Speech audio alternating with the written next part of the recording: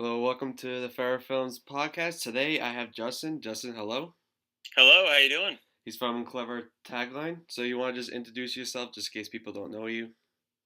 My name is Justin Barrett. I do the Clever Tagline YouTube channel. I've been using HitFilm since I think technically since back in HitFilm 2 Express, somewhere in that range, right around the time 2 Express became free several years ago. But back in those earlier days, I wasn't using it too much. Just trying to find my way around the program and see what I use it for. Maybe some editing here and there. And it was a few years before I dove in and really started playing around with composite shots and figuring out all the nifty, effects and things that HitFilm has. And I just kind of got hooked on it. And I started seeing people, posting things on the forum saying, "Hey, I'm trying to do this effect. How can I pull it off?" So I try it out and just, throw my own approach on it. And then back in like mid 2017, I decided to let's go ahead and start my own channel. And the name kind of came from just I was trying to figure out. Everybody has some little sign off they do at the end of the videos. Hey, and some clever tagline. And so as I was writing my little temp script, I wrote, "Okay, until next time," and then in brackets, clever tagline. And then I'm looking at it thinking, you know what, that actually might kind of work. So I just decided to stick with it. So that's kind of how things got kicked off. Nice, nice. Yeah, I've used HitFilm for a long time too. I was kind of like looking into softwares, that kind of stuff, and then I discovered HitFilm. I'm like, oh, this is actually a really awesome software for Yeah. even Express. Oh, Also, Express is amazing. Yeah, yeah, it's pretty definitely. cool. I was using, I think iMovie to do some video projects here and there. I was using the Um, iMovie too. That's when I started. exactly. Yeah, Yeah. like what else is out there that's free? That actually has some decent features to it. I was blown away when I saw the feature list for HitFilm. Like, this is incredible for a free program. No, definitely, definitely. I was wicked impressed when I first laid my hands on it, that kind of stuff. Yeah, Definitely. It's very impressive software. yeah. So it's a bit more like my background before I got into HitFilm and all that kind of stuff. I was originally a CG character animator. I started that back in 2001. I was at Big Idea Productions working on VeggieTales initially, and then did that for a couple of years, and then got laid off from that. Everybody got laid off from that practically, and then I went to a studio in New Jersey for a couple of years. Actually, not for like not even a year. Um, that didn't work out, but then I got hired remotely initially, and then full time by a studio here in Dallas called Real Effects, and so I was there for better part of 8 years.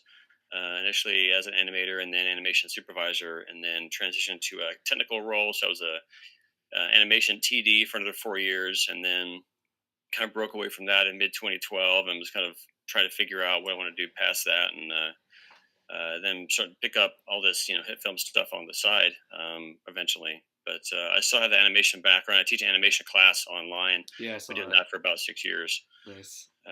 So that's kind of what the overall story that kind of brought me to this point. That's awesome. Yeah, I saw you done classes, that kind of stuff. So going Mhm. off that topic, was it like teaching new students, like future, going in there, that kind of stuff? What is it like teaching them? It's always fun. I mean, everybody's got their own background and experiences coming into studying animation in general.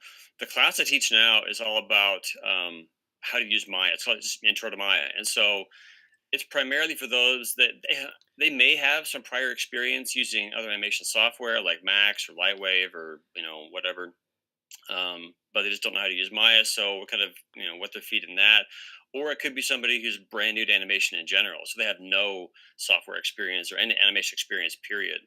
And so it's a bit tougher for them sometimes learning how to use the software. Um, but most folks pick it up pretty easily from my experience. Originally, I was at a different online school, and actually, it was taught with a school called Animation Mentor. I was with them for about 5 years, and taught some of their intro classes. So doing like basic bouncing balls and basic, walk cycle kind of things. I did their, I mentored their short film class, the I guess term 6 or the end of the term, end of the program for a couple quarters. So helping students figure out, storytelling. How do you construct a story? How do you storyboard it? How do you work on the camera angles and all that kind of stuff, and get that all kind of laid out. Um, And so everybody's experience is a little bit different. Yeah. Some are really, they just pick up on it like it's, super quick and super easy. Other people are going to struggle with it a bit, and it may be more of a challenge for them. But it's always, everybody has, again, their own prior experiences, and their learning curves and things like that. And it's just a matter of helping them along with wherever they happen to be, whether they're getting it really easily or it's more of a challenge. Just doing my best to make the process as smooth as I can for them as they're learning either software or animation or whatever it may be. Yeah, it's awesome. I'm going to college, so I'm kind of like I'm learning everything about filmmaking, like animation, that kind of stuff, and like everything, like storytelling, that kind of stuff. Recently, I'm Yeah, taking like a storytelling class, so I like it. yeah, cool. Yeah. So, what's your advice about making a good tutorial for like people that are trying to start out? For making do tutorials. Yeah, making good tutorials. Uh, Interesting. I hadn't thought about that before. The thing that I always try to do whenever I figure out some new process, I may have gone through a number of different steps to get to the end result. And then one of the first things I'll do is spend as much time as I feel I reasonably can to optimize it and figure out, okay, do I need all these pieces in? Do I need every single layer I've put in here to make this work? Or can I simplify and reduce and combine some things? What's going to be the bare bones pieces I need to pull off this effect, whatever it may be? Once I got that down, then I'll kind of recreate it step by step and take notes and think, okay, figure out all those steps I need to get from starting to the finished effect. And then I'll start building a script around that. And the way that I do it, everybody's a little bit different. I've been kind of thinking about revising my process a little bit. I've only done one video where I began with just a basic outline and not a pre-written script, and I just kind of winged it off the outline. It's probably one of the longest videos I've done. It's about 15 minutes, and that was the whole the what is it, the Sam Colder zoom effect transition kind of thing, like the second video I did. Um, and because of that, my impression is that people want stuff that's shorter, more what's the word I'm looking for, easier to chew, just bite-sized pieces of information, quick tutorials and things like that. That's, again, my take on things. And so I want to keep it a little bit shorter, so I went with a more scripted format, kind of following what Javert often does.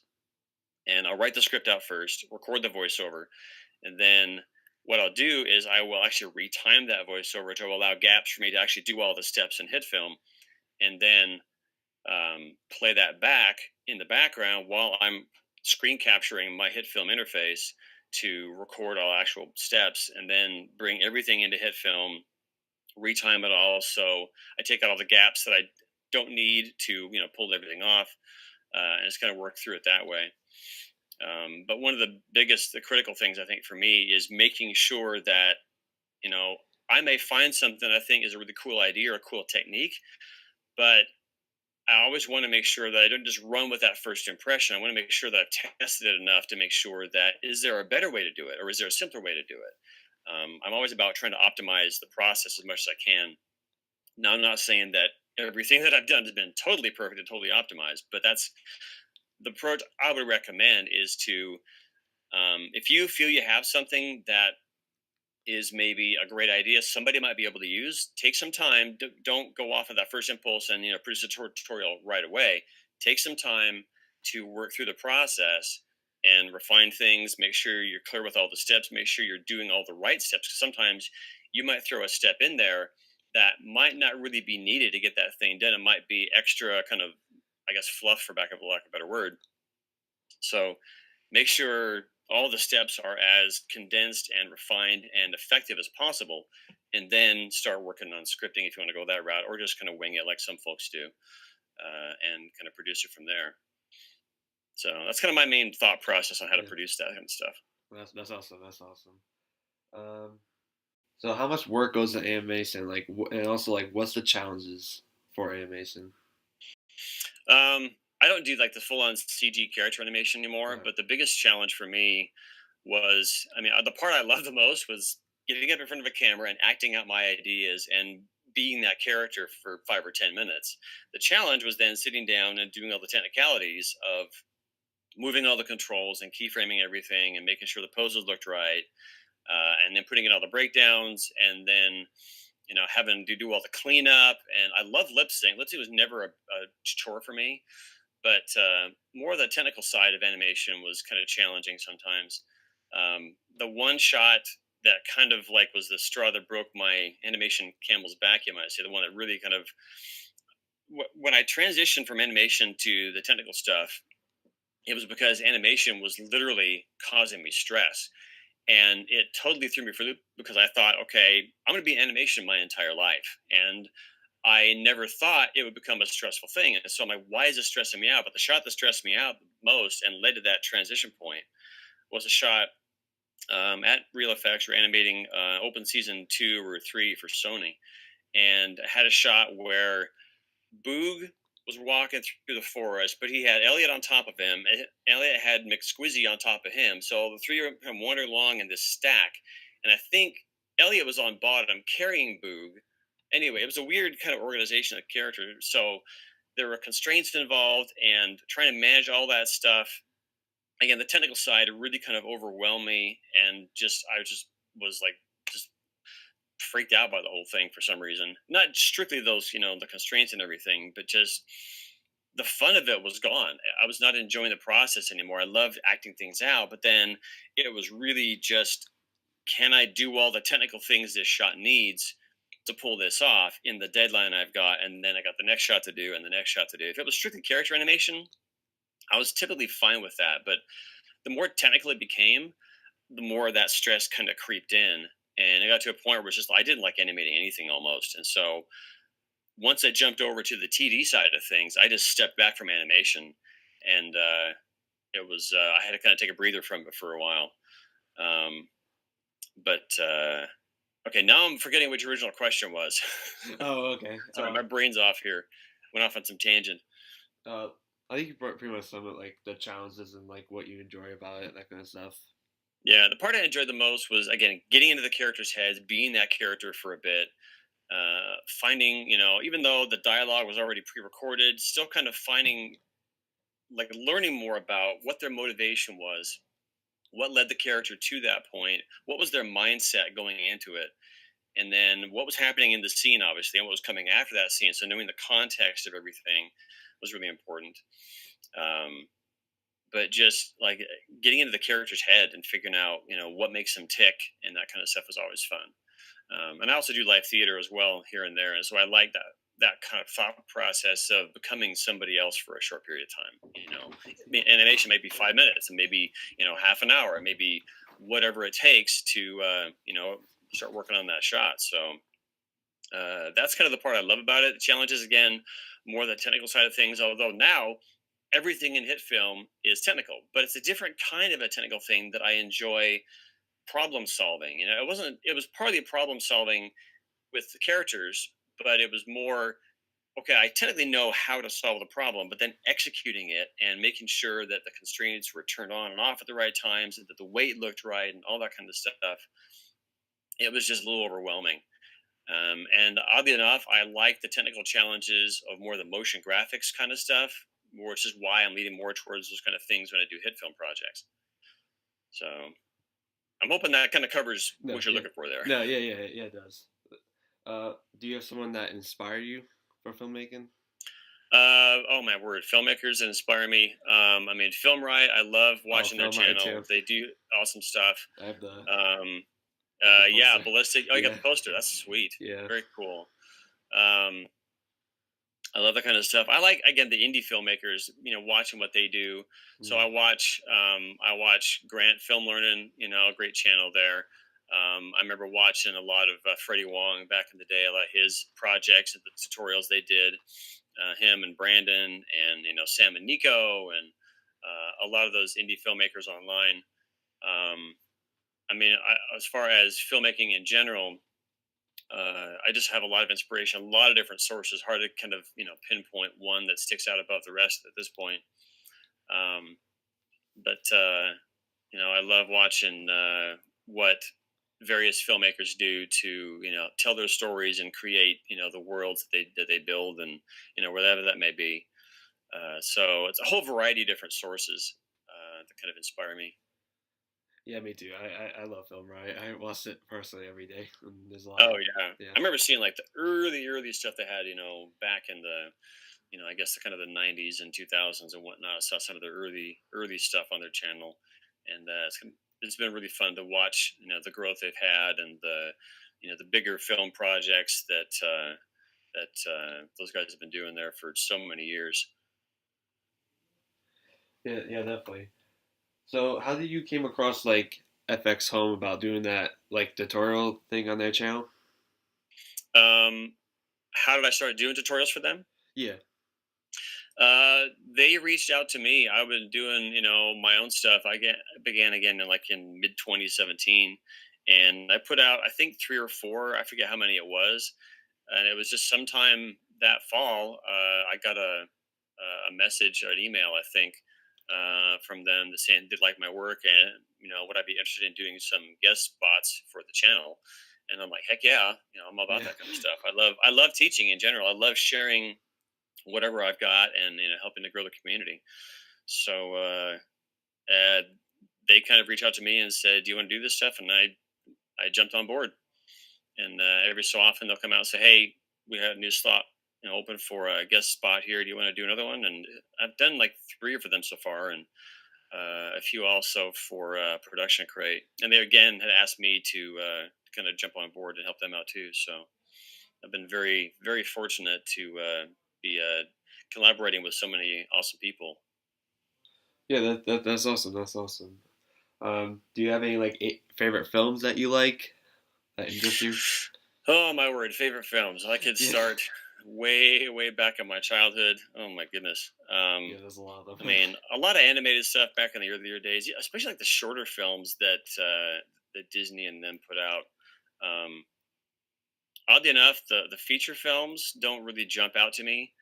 But I remember like Lambert the Sheepish Lion, an old traditionally animated film from back then. That was kind of something I loved watching as a kid over and over again. I could never get tired of that kind of stuff.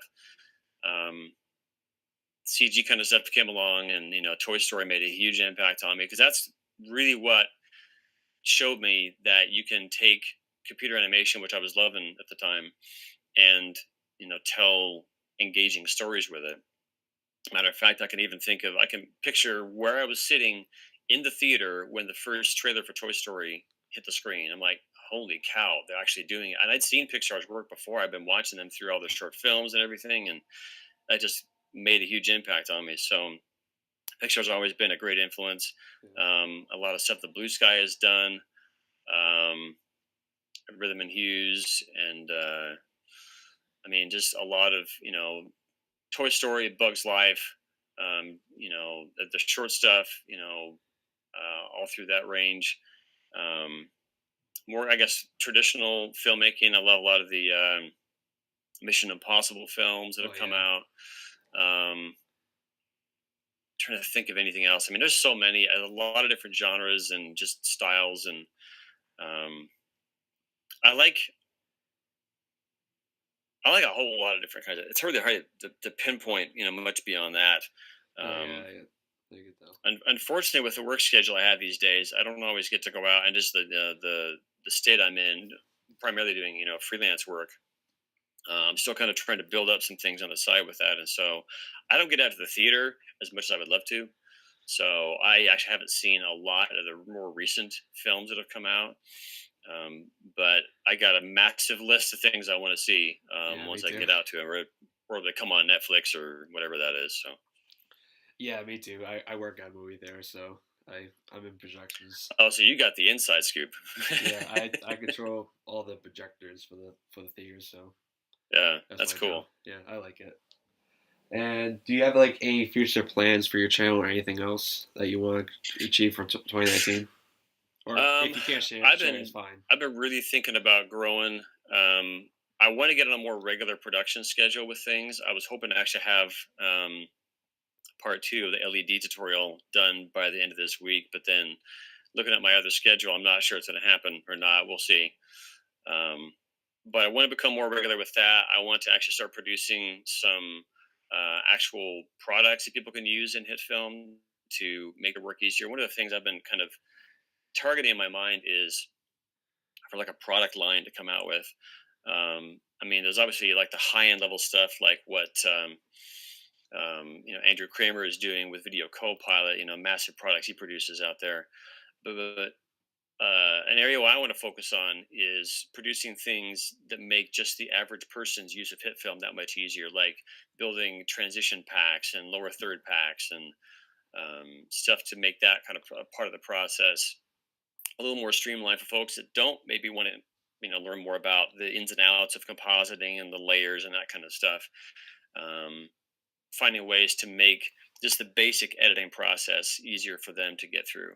That's kind of where I'm starting my thought process anyway. Nice, nice. So what made you want to be a part of, like, film, like filmmaking, that kind of stuff, like from the early beginning?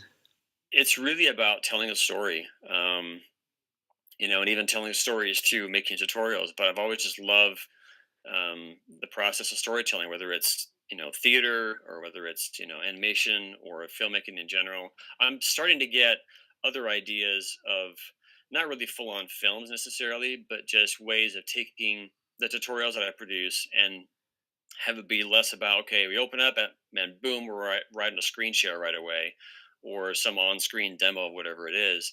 I want to find ways of producing effects wherever I can anyway, wherever I have, the ideas for that kind of thing, where it involves more live action shooting and telling a story in that context as well. So I've got a few ideas percolating in the back of my mind for a while now that may eventually come out in that vein. But again, just telling stories is just something that I've always loved in a variety of different things, and I want to find ways to do that. Yeah, I would say me too. That's why I got into filmmaking. It was like ever Hmm. since when I was like little, I remember me wanting to be like a part of film, that kind of stuff. Hmm. I mean, even Yeah. remember when I was like little, I'd just create like funny little like films, that kind of stuff that never even see the light of day. Oh yeah, yeah, it's fun stuff. I got some like old stuff way back. I did here and there on video cameras, and I was in a video production class at a college, and a friend of mine and I did some short films through that, really bizarre stuff, and which had tons of fun making it, just being silly, And Yeah, so yeah, I thought I get what you're nice. saying there for Yeah, sure. me too. So, do you have any like fun questions you want to ask me, that kind of stuff Um, that you want I to know don't know about? enough about your channel, so I mean, aside from um, what you're doing, what's your background? Where are you coming into this from? So I'm basically gonna be doing like I want to be turning my channel into like more filmmaking, because I know like that's why I do the podcast and that kind of stuff. I try to like and I want to inspire like a lot of people, Hmm. and my goal is like obviously to do tutorial on HitFilm. I've been working on like kind of setting up a space. I have a space downstairs for my green screen because I have a green screen. So I kind of Hmm. like I'm setting up that now, but then that's what my channel's gonna go for, and then short films also. Okay. Yeah, sounds cool. Yeah, I've seen one or two pieces on your channel here or there, but Yeah, haven't really kind of delved in deeply to kind of see what it's all about. So, yeah, I'm looking forward to seeing more of what you're doing too. yeah, yeah. Thanks, man. Yeah, that's the future of 2019. I would say like try to like convert it more to filmmaking. Hmm. That's my goal, and Yeah. working some stuff with Shotlist because they sponsor my channel, that kind of stuff. Hmm. Cool. Yeah. All right. That's it, man. Thank you so much for being on the show, man. My pleasure. Thanks for having me. Yeah, anytime, man.